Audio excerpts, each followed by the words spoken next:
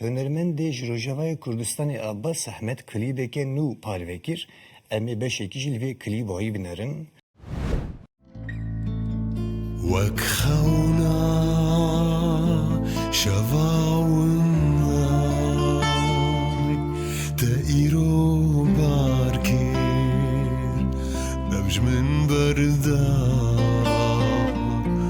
devj min berda xewna şevawinay